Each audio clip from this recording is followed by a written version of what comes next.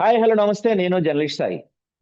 So ఒక వారం రోజుల నుంచి ఆంధ్ర రాష్ట్ర రాజకీయాల్లో కేవలం మహిళలే కొన్ని అంటే చెప్పరాని స్థాయిలో పదజాలం వాడుతున్నారు. ఆ జనసేనకు సంబంధించిన సుభాషిణి గారైతేనేమి, షర్మిల గారైతేనేమి, వీళ్ళందరూ కూడా ఒక లైన్ దాటి ఒక పరిధి దాటి మాట్లాడుతున్నారు. అసలు అంటే రాజకీయాల్లో మహిళలు ఎలా ఉండాలి, వాళ్ళు పోషించాల్సిన పాత్ర ఎలా ఉండాలి, ఇలా పరిధి దాటి మాట్లాడే వాళ్ళ గురించి ప్రజలు ఏమనుకుంటున్నారు, ఇట్లాంటివన్నీ మనతో మాట్లాడటానికి అడ్వకేట్ శ్రీదేవి గారు ఉన్నారు. నమస్తే మేడం. నమస్తే అండి. మేడం, చూస్తున్నారు మీరు గత కొన్ని రోజులుగా అంటే రాజకీయాల్లో సహజంగా మనం మహిళల్ని ఒక రోల్ మోడల్ గా, ఒక విలువలు కలిగిన వ్యక్తులుగా మనం మహిళల్ని గౌరవిస్తూ ఉంటాం. సో అలాంటి మహిళలే అంటే కొంత లైన్ దాటి మరీ అసభ్యకరంగా పదజాలం వాడుతున్న పరిస్థితికి వచ్చిందంటే అంటే గుర్తింపు కోసం వచ్చిందంటారా, లేకపోతే వెనక్కి ఎవరైనా నుండి మాట్లాడిస్తున్నారు అనుకుంటున్నారా? అసలు మీ అభిప్రాయం ఏంటి దీనిపైన? ఖచ్చితంగా గుర్తింపు కోసమనే అనుకోవాలండి. ఎందుకంటే పవన్ కళ్యాణ్ గారో, లేకపోతే జగన్మోహన్ రెడ్డి గారో, లేకపోతే చంద్రబాబు నాయుడు గారైనా కూడా కూర్చొని మీరు ఈ విధంగా మాట్లాడండి, ఇంత దిగజారుడు వ్యాఖ్యలు చేయండి అని చెప్తారని నేనైతే అనుకోవడం లేదు. ఏదైతే ఈ కాంపిటీషన్ ఉందో, ఈ రాజకీయ పార్టీలు గాని ఇవన్నీ కూడా ఎవరైతే ఎదుట పార్టీల మీద దాడులు చేస్తున్నారో వాళ్ళకే ఒక పదవులు ఇవ్వడం కానివ్వండి, గుర్తింపు ఇవ్వడం కానివ్వండి, లేకపోతే పార్టీ వాళ్ళందరూ కూడా ఒకసారి ఫోకస్ వస్తుంది మన మీద అని ఒక దిగజారుడు రాజకీయాల్లో భాగంగానే ఇలాంటివన్నీ జరుగుతున్నాయని మనందరం కూడా భావించాల్సి ఉంటుంది. ముఖ్యంగా నేటి రాజకీయ నాయకుల్లో ముఖ్యంగా మహిళలు ఆలోచించాల్సిన విషయం ఏంటంటే, ఈ రోజు మీకు కానివ్వండి, మన మహిళలందరికీ అవకాశం వచ్చిందంటే ఎంతో మంది మహిళలు చాలా కష్టపడి పనిచేశారు. మనందరికీ ఒక అవకాశం వచ్చేటందుకు వాళ్ళందరూ చాలా కష్టపడ్డారు. అది మీరు మర్చిపోయి కేవలం ఒక పదవి కోసమో, లేకపోతే ఓహ్, ఒక అధికారం కోసమో మరొక మహిళల్ని టార్గెట్ చేయడం ముఖ్యంగా. ఇవన్నీ కూడా చూస్తా ఉంటే నిజంగా చాలా బాధాకరంగా ఉంది. ఒక ఇంతగా అసహ్యం కూడా కలుగుతుంది రాజకీయాలంటే. మీరు చూస్తున్నారు ఈ ఈ రాష్ట్రంలో ఎన్నో సమస్యలు జరుగుతూనే ఉన్నాయి. మరి మహిళల పట్ల అకృత్యాలు జరుగుతా ఉన్నాయి. చట్టసభల్లో కూడా మహిళలతో వీడియో కాల్స్ మాట్లాడడం కూడా మనం చూసాము. ఇలాంటి సంఘటనలన్నీ అలాగే సుగాలి ప్రీతి గారు అమ్మగారి మీద దాడి చేయడం చూసాము. మరి ఇలాంటి కనీసం మహిళల సమస్యల మీద కూడా స్పందించి ప్రెస్ మీట్లు పెట్టలేని వాళ్ళందరూ కూడా కేవలం ఎవరిదో ప్రాపకం కోసం, ఒక పదవి కోసం. ఇంకో విచిత్రమైన విషయం కూడా నేను చెప్తానండి. సాక్షాత్తుగా ఆ పార్టీ అధినాయకుడు కూడా చాలా సందర్భాల్లో వేడుకోవడం కూడా జరిగింది. నాకు డిఫెన్స్ చేయండి, నా తరపున మీరు మాట్లాడండి అని కూడా. అలాంటి సందర్భాల్లో కూడా వాళ్ళు ఏనాడు స్పందించలేదు, ఏనాడు ప్రెస్ మీట్లు పెట్టలేదు. కానీ పక్క పార్టీ కంటే పొత్తులో ఉన్న పార్టీకి ఏదైనా జరిగితే మాత్రం మూకుమ్మడిగా వచ్చి ఈ విధంగా వాళ్ళ యొక్క అంటే పదవి కోసం ఆకాంక్షతో ఇలాంటివన్నీ చేస్తున్నారని అనిపిస్తుంది. కాకపోతే గుర్తుపెట్టుకోండి, రాష్ట్ర ప్రజలు కానివ్వండి, ముఖ్యంగా మహిళలు కానివ్వండి, ఇలాంటి వాటిని ఎవరు కూడా ఎంకరేజ్ చేసే పరిస్థితులు అయితే ముందు ముందు ఉండవు. చూసి అసహించుకుంటున్నారు అందరూ కూడా. రైట్ అండి. అయితే అంటే సరే, ఈ ఇష్యూ ఎలా మొదలైనప్పటికీ కూడా అంటే రాజకీయాలు సహజంగా భారతి గారు ఎటువంటి రాజకీయ కలాపాల్లో పాల్గొరు, ఏ మీటింగ్స్ కి రారు.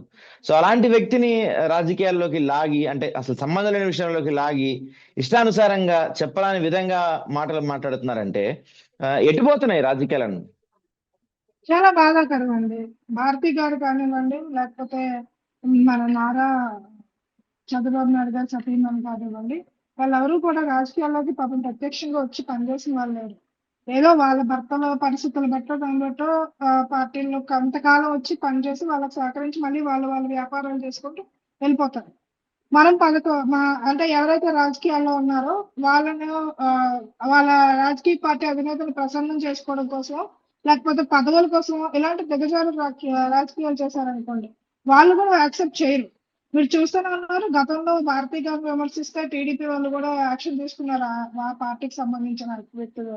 ఎందుకంటే ఈ రోజు వీళ్ళని ఎంకరేజ్ చేశారనుకోండి, రేపు మళ్ళీ వీళ్ళు అటు సైడ్ బాలంగా మారి మళ్ళీ వీళ్ళ భార్యని కూడా టార్గెట్ చేసే ప్రమాదం ఉంది. కాబట్టి సహజంగా కొంచెం విచక్షణ ఉన్న వాళ్ళు ఇంతకాలం రాజకీయ పార్టీలు నడిపారంటే ఆ మాత్రం వాళ్ళు అర్థం చేసుకోగలుగుతారు. ప్రజల కంటే ముందే వీళ్ళే వాళ్ళ బుద్ధి చెప్తారు. ఎందుకంటే ఇలాంటి వాళ్ళు రాజకీయాలకి ముఖ్యంగా ఆయా పార్టీలకే ప్రమాదం కాబట్టి. రైట్. అయితే మీరు గతంలో జనసేనలో యాక్టివ్ గా పనిచేశారు కాబట్టి అంటే ఈ పవన్ కళ్యాణ్ గారు చాలా సందర్భాల్లో మాటిస్తున్నాను నేను. భారతమ్మ గారికి కావచ్చు, వైసీపీలో మహిళలందరికీ మాటిస్తున్నా, మేము అధికారంలోకి వచ్చిన తర్వాత మా పార్టీ నుంచి ఎవరు కూడా మీ మహిళల గురించి మాట్లాడరు, ఇది నా ప్రామిస్ గా ఆయన చాలా సందర్భాల్లో చెప్పారు. ఈ రోజు వాళ్ళ పార్టీ నాయకురాలే ఏకంగా ఆమె పిఎస్సి సభ్యురాలు కూడా అంట. సో ఆమె ఇలాంటి లైన్ తప్పి మాట్లాడితే, అంటే ఈ అంశం గురించి పవన్ కళ్యాణ్ గారు ఏమైనా స్పందించి ఆమె ఇంకోసారి అట్లా మాట్లాడితే క్లాస్ వీక్తారా, లేదు బాగా మాట్లాడే ఎంకరేజ్ చేసే అవకాశం ఉందంటారా? మీ అభిప్రాయం ఏంటి? పార్టీలో ఎట్లా ఉంటుంది లోపల? నేను మరి ఆయన అలా ఎంకరేజ్ చేస్తారని నేనైతే అనుకోవట్లేదండి. ఖచ్చితంగా ఆయన యాక్షన్ తీసుకుంటారని ఇప్పటికే నేను నమ్ముతున్నాను. ఖచ్చితంగా యాక్షన్ తీసుకోవాలి. ఇలాంటి వాళ్ళని పార్టీ నుంచి పక్కన పెట్టాలి. ఎప్పటికైనా సరే పక్కన పెట్టి నిజంగా ఆ పార్టీలో కష్టపడి పనిచేసిన మహిళలు ఎంతో మంది ఉన్నారు. వాళ్ళందరికీ కూడా అవకాశం ఇవ్వాలి. ఆ విధంగా రాజకీయ పార్టీలో మహిళల పాత్ర అనేది మెరుగ్గా ఉండాలని, నిర్ణయాత్మకంగా ఉండాలని, విలువ ఇచ్చేటట్టు ఉండాలని, ప్రజల్లో గౌరవం పొందేలా ఉండాలని నేను మనస్ఫూర్తిగా కోరుకుంటున్నాను. అది ఏ పార్టీ అయినా సరే. ఓకే.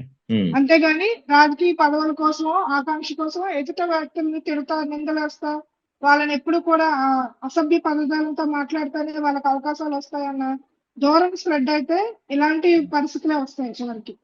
Okay, right. అయితే అంటే మేడం, మీరు చూశారు వరుసగా ఆమె సుభాషిణి గారు మాట్లాడారు, లేక తర్వాత షర్మిల గారు మాట్లాడారు, అంతకు ముందు సునీత గారు కూడా మాట్లాడారు. షర్మిల గారు కూడా ఈ మధ్య అన్న అనే పదానికి కలంకం వచ్చేలాగా అనే కొన్ని వాడారు. నిన్నైతే ఏకంగా కుక్క కన్నా విశ్వాసం ఉంటుంది, ఇలాంటి పదాలు వాడుతున్నారు. అంటే వరుసగా మహిళలే అందరితోటే జగన్మోహన్ రెడ్డి వాళ్ళు టార్గెట్ చేస్తున్నారా, వెనక నుంచి ఎవరైనా చేయిస్తున్నారా? పరిస్థితులు చూస్తే అలాగే అనిపిస్తుంది. ఎందుకంటే రామారావు గారు కూడా మనం గమనిస్తే మీడియాతో ఆయన క్యారెక్టర్ అసోసియేషన్ చేశారు. చివరికి ఆయనే కన్నీళ్లు పెట్టుకొని వీడియో పెట్టుకొని కూడా చనిపోయారు. మనకి సాక్షాత్తు ఆ వీడియో ఇప్పటికీ కూడా సర్క్యులేట్ అవడం మనం చూస్తూనే ఉన్నాం. మేబీ అందులో భాగంగానే ఇట్లాగా టార్గెట్ చేయాలి, ఇలా హ్యూమిలేట్ చేయాలి, క్యారెక్టర్ అసోసియేషన్ చేయాలి అని అనుకొని కుట్ర చేయొచ్చు. ఈ రాజకీయాల్లో ఇలాంటివన్నీ కూడా సహజం కాబట్టి మేబీ ఆ విధంగా కూడా మనం భావించాలి. డైవర్షన్ పాలిటిక్స్ లో మనం భావించవచ్చు. ఓకే, మీరు ఇందాక చెప్పారు గతంలో అంటే చాలా మంది మహిళలు మనం ఆదర్శంగా తీసుకున్నాం, రాజకీయాల్లో చాలా మంది ముఖ్యమంత్రులు, ప్రధానమంత్రులు కూడా అయ్యారు. సో అలాంటి ఆదర్శవంత మహిళలు ఉన్న ఈ రాజకీయాల్లో ఇప్పుడు ఇలాంటి మహిళల వల్ల మీలాంటి, అంటే సబ్జెక్ట్ పరంగా మాట్లాడే మీలాంటి సబ్జెక్ట్ ఉన్న మహిళలందరూ, మీరు ఇలాంటి వాళ్ళ వల్ల రాజకీయాల్లో మహిళలకు విలువ లేకుండా పోతుంది అలా ఏమన్నా ఆలోచిస్తున్నారా? ఖచ్చితంగా అండి. ఇప్పుడు మీరే చూస్తున్నారు మీడియాలో డెరోగేటరీ కామెంట్స్ చేయడం వల్ల వాళ్ళు ఎలా సర్క్యులేట్ చేస్తున్నారు ఇవన్నీ. తద్వారా ఏమవుతుందంటే ఆ పార్టీలో ఉన్న మహిళలందరికీ కూడా చెడ్డ పేరు వస్తుంది కదా. ఆ పార్టీలో నిజంగా బలంగా పనిచేసి, నిజంగా ఒక టాలెంట్ ఉండి, చిత్తశుద్ధి ఉన్న వాళ్ళకి అవకాశం రాదు. ముఖ్యంగా వెనకనటువంటి వర్గాల వాళ్ళకి అవకాశం రాదు. అప్పుడు ఏం జరుగుతుంది? ఇలాంటి వాళ్ళే ముందుకొచ్చి కూర్చుంటారు. ఫేస్ ఆఫ్ ద పార్టీ వీళ్ళే అవుతారు.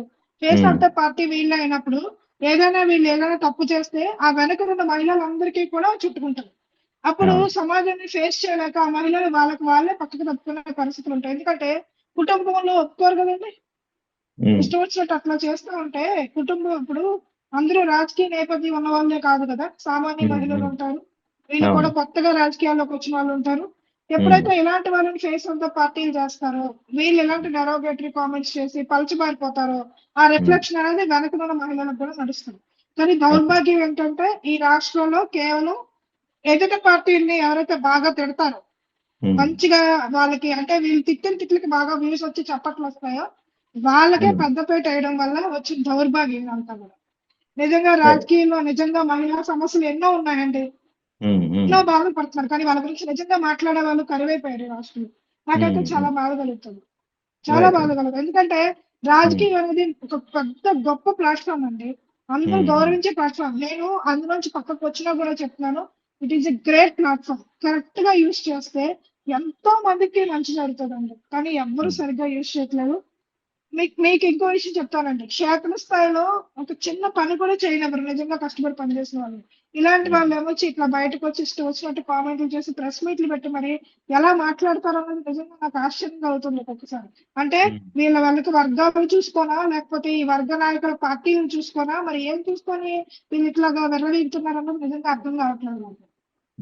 ఆలోచించండి మీరు మహిళలుగా, రేపు పొద్దున వచ్చే తరం మహిళలకి మనం ఏం స్ఫూర్తిగా నిలబడుతున్నాం అనేది కూడా ఆలోచించాలి. మీతో చూసుకొని వెళ్ళిపోతే సరిపోదు కదా. నెక్స్ట్ జనరేషన్ పాలిటిక్స్ లోకి రావాలంటే ఇప్పుడు మా ముందు జనరేషన్ చూసి మేము ఇన్స్పైర్ అయ్యి ఇట్లా ఇందిరా గాంధీ గారి లాగా ఉండాలి, ఇట్లా ఉండాలి అనుకొని వచ్చిన వాళ్ళు. ఉమ్, ఉమ్, ఉమ్, అలాంటిది ఇప్పుడు ఈ మీరు వచ్చేసరికి మనం ఇప్పుడు ఎవరైతే ఉన్నారో ఎవరిని చూసి ఇన్స్పైర్ అవ్వాలి చెప్పండి నాకు. ఉమ్, ఈ రాష్ట్రంలో ఏ మహిళా నాయకులు చూసి ఇన్స్పైర్ అవ్వాలి చెప్పండి నెక్స్ట్ జనరేషన్. ఉమ్, ఉమ్, ఇదా మీరు exactly. సెర్చ్ చేసేది? ఉమ్, తప్పు కదా. అవును. ఉమ్, మారండి, మీరు మారాలి, అధినాయకులు మారాలి, అందరూ మారాలి, మహిళా నాయకత్వం కావాలి. అది కేవలం భజన చేసే నాయకత్వం కాదు, చప్పట్లు ఉమ్, కొట్టే నాయకత్వం కాదు, లేకపోతే వాళ్ళు వీళ్ళు రికమెండేషన్స్ తో వచ్చే నాయకత్వం కాదు, ఉమ్, లేదంటే జస్ట్ ఒక డమ్మీగా కూర్చునే నాయకత్వం కాదు. నిజంగా చిత్తశుద్ధి ఉండి, నిజంగా ప్రజల కోసం పనిచేసి, సమస్యల మీద అవగాహన ఉండి, పరిష్కారం కోసం కృషి చేసే నిజమైన మహిళా నాయకత్వం రావాలని మనస్ఫూర్తిగా కోరుకుంటున్నానండి. రైట్. అయితే ఇప్పుడు మీరు ఒక మంచి అంశం గురించి చర్చకి తెరలేపారు. రేపటి రోజున అంటే మనకి ఉమ్, 2029 ఎన్నికల నుంచే 33% రిజర్వేషన్ అమల్లోకి రాబోతుంది మహిళలకి అని చెప్పి దాదాపుగా ఆ చట్టం ఉమ్, కార్యరూపం దాల్చబోతుందని చెప్తున్నారు. కానీ ఆల్రెడీ ఉమ్. ఇప్పటికే మనకి చూసుకుంటే సర్పంచుల దగ్గర కావచ్చు, కార్పొరేటర్లు, కౌన్సిలర్లు, లేకపోతే కొంతమంది ఎమ్మెల్యేలు, ఇవన్నీ చోట కూడా మహిళలు రిజర్వైన ప్రాంతాల్లో ఏం చేస్తారంటే వాళ్ళ భర్తలు కావచ్చు, తండ్రులు కావచ్చు, వీళ్ళు ఊరికే పేరుకి ఆధిపత్యం ఉంటుంది. పేరుకి అవును. వెళ్ళొచ్చి మొత్తం వాళ్ళు నడుపుతూ ఉంటారు. ఇప్పుడు ఈ 33% వచ్చి ఇంకా అమలైన తర్వాత అలాంటి చోట్ల కూడా కేవలం మీరు అన్నట్టు మహిళలు భజన చేయడానికో, లేకపోతే ఎవరికన్నా రిప్రజెంట్ చేయడానికో, లేకపోతే ఇట్లా తిడటానికో పరిమితం అయితే భవిష్యత్తులో 33% కాదు 50% మహిళలకి సీట్లు ఇచ్చినప్పటికీ కూడా మహిళలకి న్యాయం జరిగే అవకాశం దాదాపుగా ఉండకపోవచ్చు కదా. ఉండదండి. ఇప్పుడు నెక్స్ట్ వచ్చినా కూడా ఇమీడియట్ గా ఏమవుతుందంటే ఆల్రెడీ రాజకీయ నాయకులు ఎవరైతే ఉన్నారో వాళ్ళ భార్యలో, వాళ్ళ బంధువులో, వాళ్ళ అక్కలో, వాళ్ళ చెల్లెలో వచ్చేస్తారు ఫేస్ లోకి. మెయిన్ ఉమ్, ప్రాబ్లం ఏంటంటే మహిళలు పురుషులతో పోల్చుకుంటే అంత ఆర్థిక స్తోమత లేదు. ఉమ్, అంటే ఇండిపెండెంట్ గా ఒక మహిళ వచ్చి రాజకీయాల్లో పోటీ చేయాలంటే ఇప్పుడు అవును. మనందరికీ తెలుసు కోట్లతో ముడిపడి ఉంది. ఉమ్, అంత ఉమ్, ఆర్థిక స్వావలంబన మహిళలకు లేదు ఇంకా. అవును. కాబట్టి ఖచ్చితంగా ఎవరైతే ఆర్థికంగా బలంగా ఉన్నారో ఆ కుటుంబ నేపథ్యం వాళ్ళే వచ్చే అవకాశం ఎక్కువగా ఉంది. ఉమ్, లేదంటే ఎవరు బాగా డబ్బున్న వాళ్ళకి ఒక డమ్మీలుగా మనం చూస్తా ఉన్నాం కాబట్టి చాలా సందర్భాలు అలాంటి వాళ్ళు వచ్చే అవకాశం ఉంది. కానీ ఉమ్, నిజంగా ఉమ్, ఆలోచించగలిగి నిజంగా ఒక నిర్ణయాత్మకంగా పాత్ర పోషించే మహిళలకు నిజంగా ఉమ్, అవకాశాలు చాలా తక్కువ అండి. అది నిజంగా ఓకే. దురదృష్టం అనే చెప్పుకోవాలి. ఉమ్, ఈ రాష్ట్రంలో మహిళలకి ఇది దురదృష్టమైన ఎందుకంటే ఎక్కడ ఇంత దారుణంగా ఉండదండి. చాలా ఉమ్, ఎక్కువ రాజకీయాల్లో ఒక ఎలక్షన్ లో పోటీ చేయాలంటే చాలా ఖర్చు. ఆ ఉమ్, ఖర్చుని ఉమ్, భరించేది ఎవరు చెప్పండి? ఏ సామాన్య అవును. మహిళ వచ్చి భరించగలుగుతుంది? ఉమ్, ఉమ్, ఉమ్, కాబట్టి అవును. కష్టం. ఓకే. అందులో మళ్ళీ ఇప్పుడు మహిళలు కూడా మళ్ళీ ఇప్పుడు వర్గాలుగా కూడా చూసుకుంటే నేను ఆల్రెడీ చూసాను కాబట్టి కొన్ని వర్గాలకే ఆ అవకాశం ఉండే అవకాశం కూడా ఉంది. మళ్ళీ ఓకే. అందులో కూడా వర్గ ఇవే రాజకీయాలు నడుస్తా ఉంటాయి. సో వర్గాలంటే అంటే కొంచెం వెనకబడ్డ వర్గాలు ఓకే. అంటే వెనకబడ్డ వర్గాలు అనుకోండి, వాళ్ళు ఉమ్, ఎప్పుడూ కూడా పురుషులైనా, స్త్రీలైనా ఒకటే పరిస్థితి. ఓకే. లాస్ట్ కి వచ్చేది మళ్ళీ హైరార్కీ సిస్టమే. మళ్ళీ ఆ ఉమ్, వర్గాలు ఎవరైతే పార్టీలు నడుపుతున్నారో వాళ్ళకి సంబంధించిన మహిళలే పార్టీ పదవుల్లో కానివ్వండి, పోటీ చేసేటప్పుడు కానివ్వండి, అలాగే ప్రభుత్వంలో ఉన్న పదవులు కానివ్వండి, అన్ని వాళ్ళకే ఉంటాయి. మీరు రైట్. కావాలంటే లెక్కలు చూసుకోవచ్చు. ఉమ్, ఉమ్, ఓకే. రైట్. ఫైనల్ గా మేడం, అంటే ఈ యొక్క మొత్తం ఎపిసోడ్ షర్మిల గారి దగ్గర నుంచి మొదలైంది. షర్మిల గారు మాట్లాడారు, తర్వాత సునీత గారు మాట్లాడారు, పట్టాభి గారిని ఒక టీడీపీ నాయకులు మీకు తెలిసే ఉంటుంది, ఆయన కూడా ఏదో వాడు వీడని మాట్లాడారు. తర్వాత ఇప్పుడు ఏమో సుభాషిణి గారు మాట్లాడారు. అయితే గతంలో అనిత గారు ఒక సందర్భంలో మాట్లాడుతూ ముఖ్యమంత్రిని కానీ ముఖ్యమంత్రి సతీమణి గురించి కానీ మాట్లాడితే కఠినమైన చట్టాలు ఉంటాయి అని చెప్పి కొంత వార్నింగ్ ఇచ్చిన కనపడుతుంది. మరి ఆ చట్టాలు ఓన్లీ ముఖ్యమంత్రులకి అధికార పార్టీకే ఉంటాయా? మాజీ ముఖ్యమంత్రులకి ప్రతిపక్ష నాయకులకి అలాంటి చట్టాలు ఏం వర్తించవా ఆంధ్ర రాష్ట్రంలో? భారతి గారు ఎప్పుడు కూడా అలా నేను ఒక ఇంటర్వ్యూలో కూడా చూసానండి. ఆయన చాలా స్పష్టంగా చెప్పారు. నాకు రాజకీయాలు అంటే ఇంట్రెస్ట్ లేదు. నేను రాజకీయాల్లోకి ఉమ్, రాదలుచుకోలేదు. కేవలం నా భర్తకి అవసరమైనప్పుడు మాత్రం నేను సపోర్ట్ చేశాను అని ఆవిడ చాలా క్లియర్ గా చెప్పారు స్పష్టంగా. ఉమ్, ఉమ్. సో ఇంకా అలాంటి వాళ్ళని కూడా రాజకీయాల్లోకి లాగి మనం విమర్శిస్తున్నాం అంటే ఇంకా మత కోణం కూడా తీసుకొచ్చారు. ఇది అంతా మొదలైంది అక్కడే కదా. అవునవును, సో అవును. ఒక వ్యక్తికి స్వేచ్ఛ అనేది ఉంది కదండి రాజ్యాంగంలో. ఉమ్, ఎవరు ఏ ఉమ్, మతం పాటించాలి అనేది వాళ్ళ అవును. వ్యక్తిగతమైన విషయం. ఉమ్, వ్యక్తిగతమైన విషయానికి ఏదో రాష్ట్రానికి అదేదో జరిగిపోతుంది అన్నట్టుగా దాన్ని చిత్రీకరించి చూపించడం అనేది అంతవరకు కరెక్ట్. అసలు ఉమ్, ఎవరికి అవసరం? భారతి అవును. గారు ఎవరికి మొక్కితే మాకేంటి? పవన్ ఉమ్, కళ్యాణ్ గారు ఎవరికి ప్రదక్షిణ చేస్తే మాకేంటి?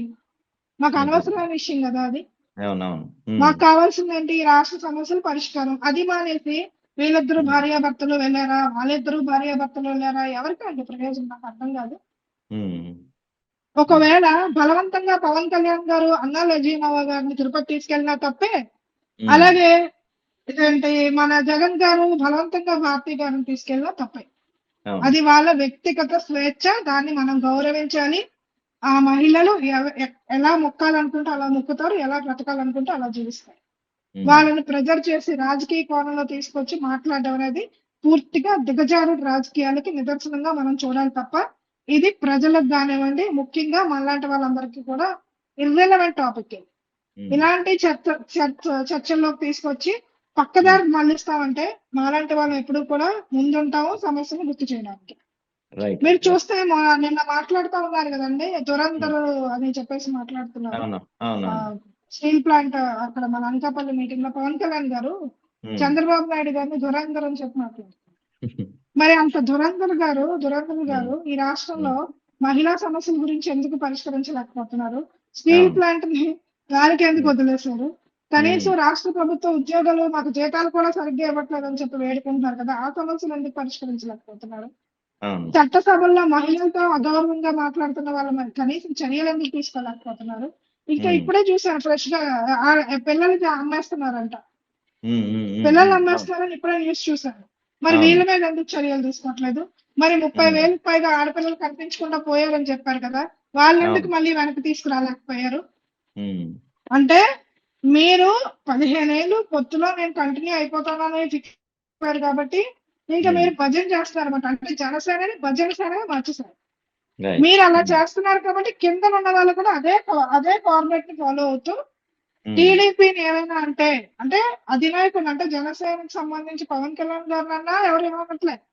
అదే టీడీపీ జోలికి ఎవరైనా వస్తే మాత్రం కేవలం పదవులు లక్ష్యంగా చేసుకొని ఈ విధంగా దిగజారుడు రాజకీయాలు చేస్తున్నారని చెప్పి మా అందరం కూడా పూర్తిగా అర్థం చేసుకోవాల్సిన పరిస్థితి కనిపిస్తుంది. Right. Okay madam. Thank you madam.